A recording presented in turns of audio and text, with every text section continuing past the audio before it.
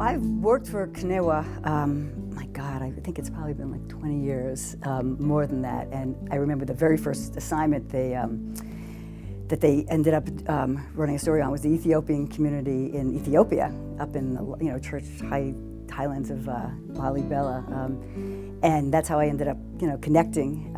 And then over the years, I've done stories from the Armenian love affair with food in Watertown, Massachusetts, to the Daughters of the Sacred Hearts of Mary in India, and amazing women, because unlike other families in India, these were these politically active sisters that were able to go out and kind of like fight the fight.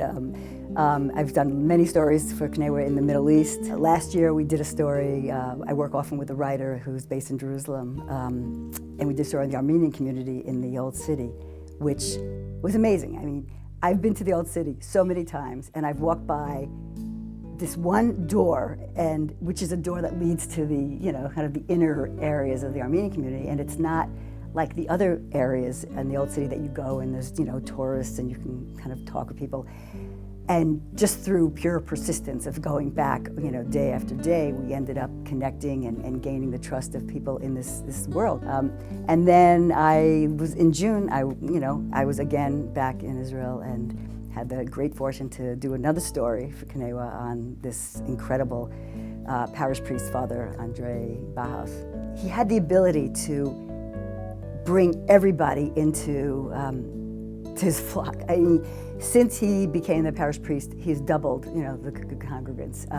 I felt as if, he was my father. I felt like he was my brother. He was this just, warm, kind person. He did so much. I was joking. I said the movie 4 Weddings and a Funeral. In 2 days, I did 4 masses and a wedding.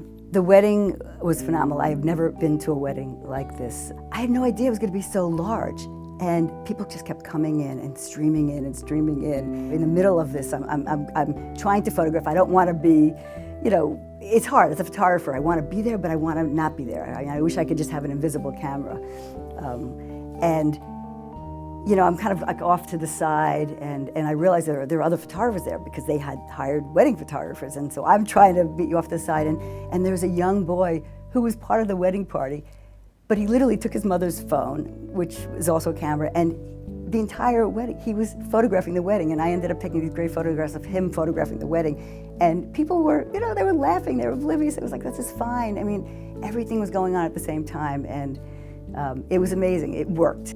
Out of any place in, that Israel is a very good place to be, to be a Christian, but also, there's right now, things are tenuous, but he has brought people back, and not that they weren't with the faith, but I think having people, more priests like him, connecting people and making them realize that this is so important.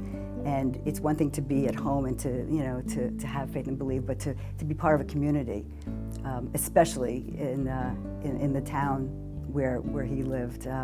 He just had this magic about him, and it kind of made people see, that their faith, that they didn't have to worry, that their faith was secure.